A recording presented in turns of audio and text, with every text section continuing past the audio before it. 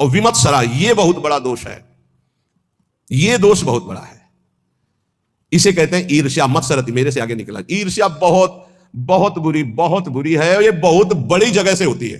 छोटी मोटी को तो समझ में नहीं आती कि मेरे अंदर ईर्ष्या है, बड़े बड़े में ईर्ष्या होती है। जब अपने से अधिक किसी की प्रशंसा या सुख देखकर जलन जो होती है, उसे कहते हैं मत्सरता, ईर्ष्या। अगर ईर्ष्या का किंचित मात्र भाव है तो चाहे जितना इष्ट कृपा करे, गुरु कृपा करे, वो जलेगा, कुछ उसमें फर्क नहीं पड़ेगा। बहुत विचित्र है ये ईर्ष्या। विमत्सरहा, मत्सरता रहित होना चाहिए साधक को। सिद्ध पुरुष में ईर्ष्या नहीं होती। ईर्ष्या इतना दोष सूक्ष्म है। कंचन तजना सहज है, सहज तिया का नेव मान बड़ाई ईर्ष्या दुर्लभ तजना। ये दुर्लभ है जो कंचन कामनी पर विजय प्राप्त किए हुए, वो भी ईर्ष्या पर।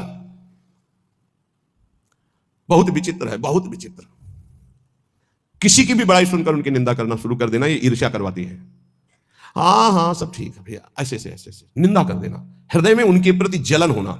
थोड़ी भी ईर्ष्या यदि हृदय में है तो भगवत प्राप्ति या भगवत प्रेम नहीं होने देगी। इसको मिटा दो। जिसके प्रति ईर्ष्या, उसके चरण वंदना करो, उसको हाथ जोड़ो, उसको और प्यार करो, जिससे ईर्ष्या तुम्हारे हृदय में उसके प्रति ना होने पावे।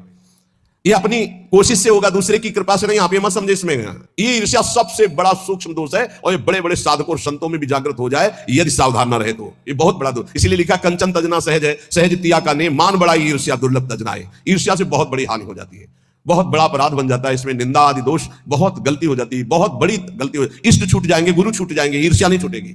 मतलब बहुत ही ये सूक्ष्म विषय ईर्ष्या। मत्सरत, मेरे से आगे निकला जा रहा है। ये ईर्ष्या बहुत मत्सर। विमत्सरहा, भक्त विमत्सर होता है। चाहे जितना आपस में प्रेम हो, ईर्ष्या जागृत हो जाए तो एकता, मित्रता, भाव, श्रद्धा सब नष्ट कर देगी। चाहे जितना प्रेम, ईर्ष्या जागृत हो जाए तो बहुत दूरी बना देती ईर्ष्या। वैर और भिन्नता ये पैदा करना इसका काम है। भिन्नता, दूरी बना देना और दुश्मनी पैदा कर देना, ये ईर्ष्या का काम है। साधक इस दोष से बचे। बड़ा भयानक दोष है ईर्ष्या। ये बहुत जल्दी हो जाता है। छोटों में तो कम होता है, बड़ों में ज्यादा होता है। छोटों में छोटे स्तर से होता है। एक दो व्यक्ति, ईर्ष्या बड़ों में बहुत जोर की होती है। सुना है हमने, शब्द सुने तो उससे लगा कि ये ईर्ष्या बहुत जोर की होती है। किसी की भी बड़ाई हो, फौरन निंदा। ये हमने सुना है, फौरन निंदा शुरू। हाँ ये तो ठीक है, पर लगा के उड़ गए, निंदा शुरू कर दी। ईर्ष्या बहुत विचित्र है। अपने में गुणाभिमान और दूसरे में दोष दर्शन, ये ईर्ष्या करा देती है। और सारी तपस्या भजन सब खो देता है ईर्ष्यालु। कुछ नहीं रह जाता ईर्ष्यालु के हृदय में। इसलिए भगवान कह रहे हैं विमत्सरा। सिद्ध पुरुष में तो होती नहीं है, और साधक में इसे मिटानी होती। स्वयं से मिटेगी, ये बात ध्यान रखना। लाख उपाय करके देख लिया, नहीं गई। स्वयं से मिटाए। स्वयं जब तक नहीं मिटाना चाहोगे, ईर्ष्या नहीं मिटेगी।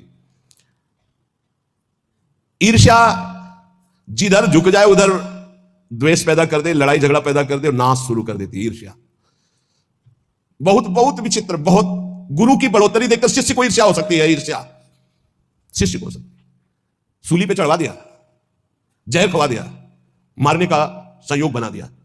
बहुत से ऐसे उदाहरण पाए गए। ईर्ष्या, भला सदगुरु परब्रह्म है, उनकी महिमा को देखकर ईर्ष्या कैसे हो सकती है? हो जाती है।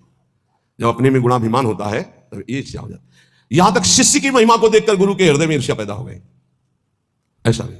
जबकि शिष्य तो अपना पुत्र, अगर उसकी महिमा बढ़ती है तो गर्व का विषय होता है कि हमारा ही तो बेटा है, हमारा ही तो वैभव है। ऐसा नहीं। जहर खिलाने की चेष्टा की गई शिष्य को। वो चरित्र में रामानुजाचार्य जी के चरित्र में पढ़ के देख लीजिए। ईर्ष्या बड़े स्तर में प्रकट हो जाती है।